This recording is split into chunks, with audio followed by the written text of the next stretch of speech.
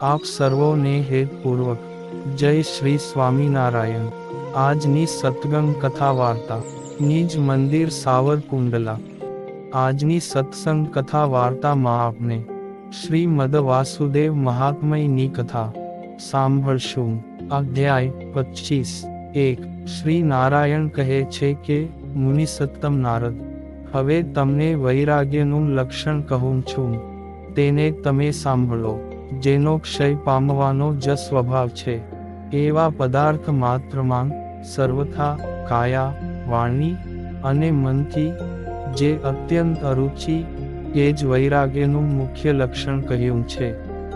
ક્ષયિષ્ણુપણું પ્રદર્શાવે છે કે માયા પુરુષને આરંભીને જે કોઈ આકૃતિઓ છે, તે સર્વેને પણ ભગવાનની કાળ શક્તિ નાશ કરી દે છે। માટે જ તે આકૃતિઓ કાળ શક્તિને જ વશ વર્તનારી છે।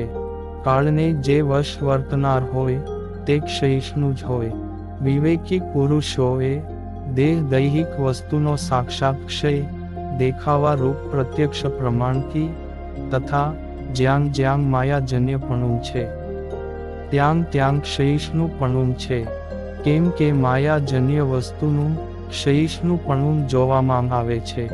આવા અનુમાન પ્રમાણથી તથા શાસ્ત્ર પ્રમાણથી માયાજન્ય આકાર માત્રની નશ્વરતા નિશ્ચિત કરી છે। અને ક્ષેત્રજ્ઞ શબ્દ વાચ્ય આત્માઓની શાસ્ત્રથી અવિનાશિતા નિત્યતા નિશ્ચિત કરી છે। ભગવાનની શક્તિરૂપ જે કાળ કહ્યો, તે નિત્ય પ્રલય, નૈમિત્તિક પ્રલય, પ્રાકૃતિક પ્રલય અને આત્યંતિક પ્રલય, આ ચાર રૂપે કરીને ચરે છે। એટલે પ્રકૃતિજન્ય સર્વ વસ્તુઓને ભક્ષણ કરે છે। પ્રાકૃત યત્કિંચિત વસ્તુ કાળનું ભક્ષ્ય છે। ચાર પ્રલયો મધ્યે પ્રથમ નિત્ય પ્રલયનું સ્વરૂપ કહે છે કે જે દેહોમાં બાળભાવ, તરુણભાવ અને વૃદ્ધભાવ અનુક્રમે સર્વ કોઈના જોવામાં આવે છે। પરિણામી તે આ સર્વના શ્રવણ નયન માંગ ગોચર થતા દેહીઓના દેહો નિત્ય ક્ષણે ક્ષણે ક્ષય પામે છે। અવસ્થાંતરની પ્રાપ્તિને પરિણામ કહેવામાં આવે છે। જેનો પરિણામ થતો હોય તેનો ક્ષય ક્ષણે ક્ષણે થાય જ। જ્યારે દેહીઓના દેહો પ્રતિક્ષણ પરિણામી સ્વભાવવાળા છે, તો તે પરિણામ આપના જોવામાં કેમ આવતું નથી? તો તે દેહોમાં પ્રતિક્ષણ થતા પરિણામો બહુ સૂક્ષ્મ હોવાથી કોઈની દ્રષ્ટિમાં આવતા નથી।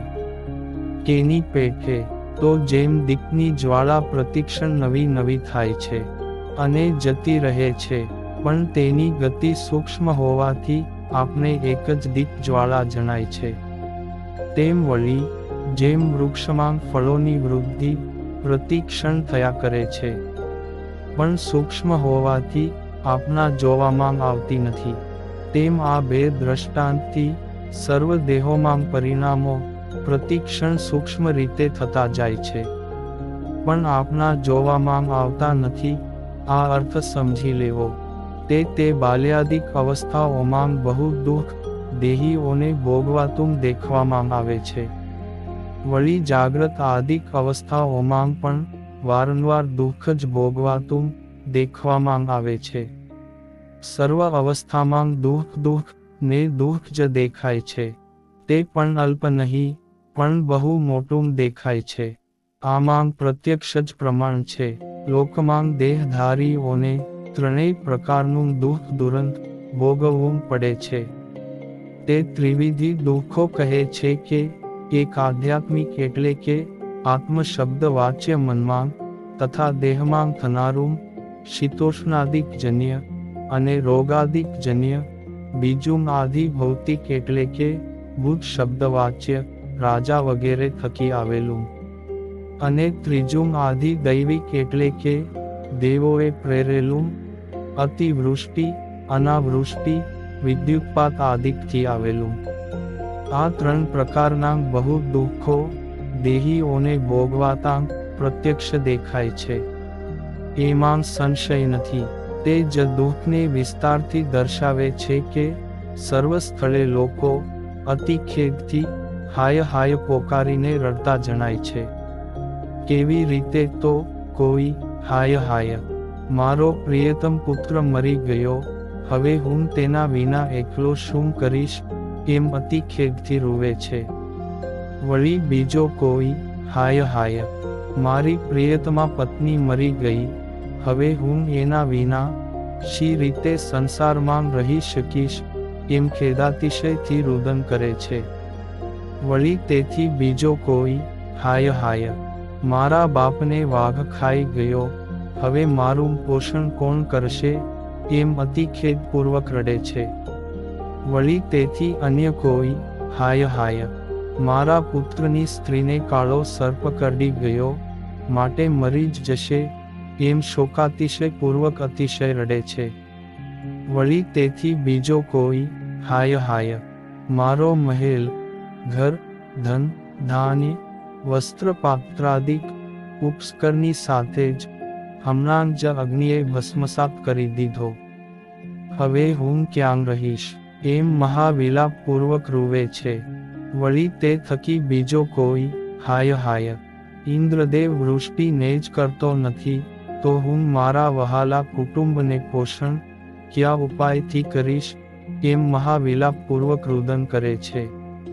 વળી તે થકી બીજો કોઈ હાય હાય, વિવિધ ધાન્યથી પરિપૂર્ણ મારું ખેતર અગ્નિમય પડેલા હિમે બાળી દીધું, હવે હું શી રીતે જીવન કરીશ, એમ બહુ વિલાપપૂર્વક રડે છે. વળી તે થકી બીજો કોઈ હાય હાય, મારી ગાયોને હમણાં જ ચોર લોકો હરી ગયા, એટલું જ નહીં પણ મારું સમગ્ર ધન પણ લૂંટી ગયા, હવે હું શાથી નિર્વાહ કરીશ, એમ અતિશય વિષાદથી રૂવે છે. વળી બીજો કોઈ હાય હાય, રાજાએ મારો બહુ જ દંડ કરી નાખ્યો, હવે તે દંડ ક્યાંથી લાવીને ભરીશ, એમ અતિ ખેદથી રૂવે છે. વળી તે થકી બીજો કોઈ હાય હાય, શત્રુએ મને અત્યંત પીડા પમાડી, એમ શત્રુકૃત પરાભવજન્ય લોક લાજને લીધે નીચું મુખ કરીને પોતાની અતિ નિંદા કરવા પૂર્વક રૂવે છે. વળી તે થકી બીજો કોઈ લોક નિંદાથી ભય પામેલો હાય હાય, મારી માતા જ વ્યભિચારીણી થઈ ગઈ, તો હું શું કરું, કૂવામાં પડું કે ઝેર ખાઉં કે બીજું શું કરું, અને અન્યત્ર જઈને બીજા જનને શું કહું, એમ બહુ વિલાપપૂર્વક રુદન કરે છે. વળી લોકલાજથી પરાભવ પામેલો બીજો કોઈ હાય હાય, હું હમણાં જ વિષ પાન કરીશ. શા માટે? તો મારી પત્નીને મારો શત્રુ મને જોતાં જ પકડીને પલાયન કરી ગયો, માટે મને ધિક્કાર છે. એમ ખેદથી વિલાપ કરતો થકો રુદન કરે છે. વળી તે થકી બીજો કોઈ હાય હાય, મારી બહેનને યવનો હરી ગયા, માટે મને ધિક્કાર છે, એમ અતિશય શોકથી વિલાપ કરતો થકો રૂવે છે. વળી તે થકી બીજો કોઈ તો હાય હાય, મને શત્રુએ મર્મભેદક અસહ્ય વચન કહ્યું, એમ વારે વારે ખેદ કરતો થકો રૂવે છે. વળી તે થકી બીજો કોઈ હાય હાય, હું તો જ્વારાદિક રોગોની બહુ પીડાથી મૃતપ્રાય થઈ ગયો છું, એમ રોગોથી પીડા પામીને બહુ બહુ રુદન કરે છે. વળી તે થકી બીજો કોઈ જન હાય હાય, આ યમદૂતો મને યમાલયમાં લઈ જવા આવ્યા છે, એમ વારે વારે ખેદ કરતો થકો અત્યંત રૂવે છે. આ પ્રકારે નાનાવિધ દુઃખોએ કરીને અતિશય રુદન કરતા જનો સર્વત્ર જોવામાં આવે છે. હે નારદ, આ મેં કહ્યું તેમાં લેશ સંશય નથી, એમ તમો જાણો. શરીરની બાલ્યાદિક અવસ્થાઓના જન્મ મરણને કાળે કરીને ક્ષણે ક્ષણે પામ્યા કરતા જનો પોતાના પ્રારબ્ધ કર્મજન્ય દુઃખને ભોગવ્યા જ કરે છે. એનો પાર જ આવતો નથી. પ્રારબ્ધ કર્મ ભોગને અંતે જેને કોઈની ઉપમા જ નથી એવું પ્રસિદ્ધ મૃત્યુ દુઃખ સર્વેને આવે છે. મરીને પણ કર્માનુસારે યમ યાતના સંબંધી મહાદુઃખોને જનો પામે છે.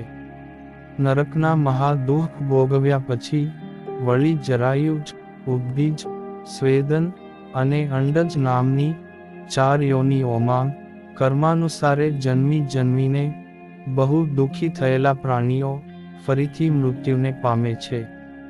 હે મુને, સૂક્ષ્મ દ્રષ્ટિથી જાણવા જેવો તે આ નિત્ય નામનો પ્રલય આ પ્રકારે તમને મેં કહી સંભળાવ્યો. હવે હું નૈમિત્તિક નામના પ્રલયને કહું છું. તેને એકાગ્ર મનથી સાંભળો. વૈરાજ બ્રહ્માની રાત્રિને નિમિત્તભૂત કરીને જે પ્રલય થાય છે તેને નૈમિત્તિક નામથી કહેવામાં આવે છે. બ્રહ્માને દિને દિને થનાર હોવાથી એને જ દૈનંદિન નામથી પણ કહેવામાં આવે છે. આ રીતે નૈમિત્તિક શબ્દનો અર્થ છે. હે મુને, સત્ય, ત્રેતા, દ્વાપર અને કલી આ 4 યુગો 1000 વાર જાય ત્યારે બ્રહ્માનો અકે દિવસ થાય. રાત્રિ પણ તેટલી જ જાણવી. એમ દિવસ રાત્રિ મળીને વૈરાજ બ્રહ્માનો એક કલ્પ કહેવાય છે. હે બ્રહ્મન, વૈરાજ બ્રહ્માના એક દિને 14 મનુઓ ધર્મ મર્યાદાના રક્ષકો થાય છે. તેને નામ સાથે ગણી બતાવે છે કે તેમાં પ્રથમ સ્વયંભૂ મનુ, પછી સ્વારોચિષ, ઉત્તમ, તામસ, રૈવત, ચાક્ષુષ, શ્રાદ્ધદેવ, સાવર્ણી, ભૌત્ય, રૌચ્ય, બ્રહ્મ સાવર્ણી, રુદ્ર સાવર્ણી, મેરુ સાવર્ણી અને દક્ષ સાવર્ણી આ 14 મનુઓ વૈરાજ બ્રહ્માના એક દિવસમાં થનારા કહ્યા છે. 4 યુગો 71 વાર જાય એટલો કાળ એક મનુની પરમાયુષ ગણાય છે. આમાં તેથી થોડો અધિક કાળ જાણવો, કેમ કે આટલો કાળ એક મનુ રાજ્ય કરે છે. દેવ માપથી માપેલા 12,000 વર્ષોએ કરીને 4 યુગનો કાળ જાણવો. એટલે કે દેવતાના 12,000 વર્ષો જાય ત્યારે 4 યુગ પૂરા થાય. હે મુનિ સત્તમ, 14મા મનુના જીવિત કાળનો અંત આવતાં વૈરાજ બ્રહ્માની સાયં સંધ્યા થાય છે. જ્યારે વૈરાજ પોતાના દિવસનો અંત આવતાં પાલના આદિક રૂપ સ્થિતિ શક્તિને આકર્ષે છે ત્યારે વૈરાજાત્મા રુદ્ર ત્રિલોકીનો સંહાર કરવા ઈચ્છે છે. તે સંહારનો અનુક્રમ હવે આગળ કહેશે, અને હવે પછીની કથા વાર્તા આપને આગળના ભાગમાં સાંભળશું. અત્યારે આપ સર્વોને ભાવથી જય શ્રી સ્વામિનારાયણ.